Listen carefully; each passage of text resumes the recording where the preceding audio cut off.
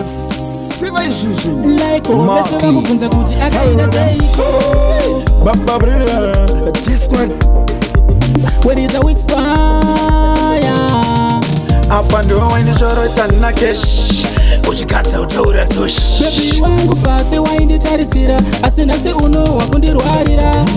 saka ndati usadzoke iwewe usadzoke namba dzangu usaunbloke ukabvuma kufurirwa ukandisiya but nhasi uno ndiniwo ndava kukusiya usadzoke iwewe usadzoke namba dzangu usaunbloke ukabvuma kufurirwa ukandisiya but nhasi uno ndiniwo waindeudza mai wakada kufadzana sekai uchiti nene ndiri rombe asi nhasi ndazotora mukombe usandichive ndoda uzisive hauzihove inga una shave naimbobabovu ndanongeziso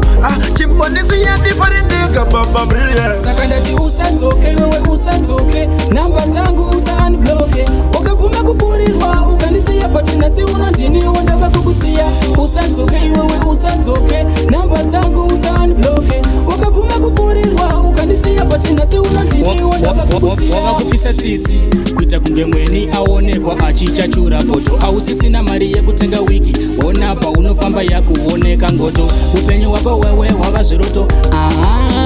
wava zviroto ausisina yekutenga zvinotsvukisa wona pese bindo kunge yazorwadzisa saka ndati usadzoke iwewe usadzoke namba dzangu usaunbloke ukabvuma kufurirwa ukandisiya but nhasi uno ndiniwo ndava kukusiya usadzoke iwewe usadzoke namba dzangu usaunbloke ukabvuma kufurirwa ukandisiya but nhasi uno ndiniwo ndava kukusiya kuzvita mukristu hauferwa ndiwina unyangwe nembasha wakaluza loto udzorera ngufoto kudzokerana newe kaziroto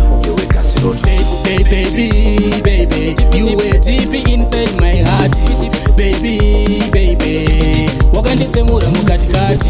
baby you were deep inside my heart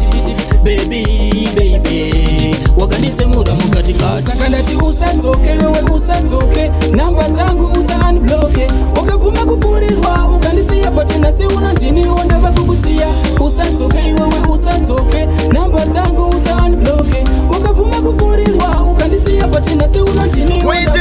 waindeudza mai wakada kufadzana sekai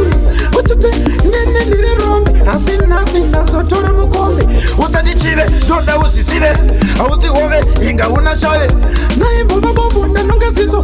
chimbonisiya ndifarindika Baba Brilliant saka ndati usadzoke iwewe usadzoke namba dzangu usaunbloke ukabvuma kufurirwa ukandisiya but nhasi uno ndiniwo ndava kukusiya usadzoke iwewe usadzoke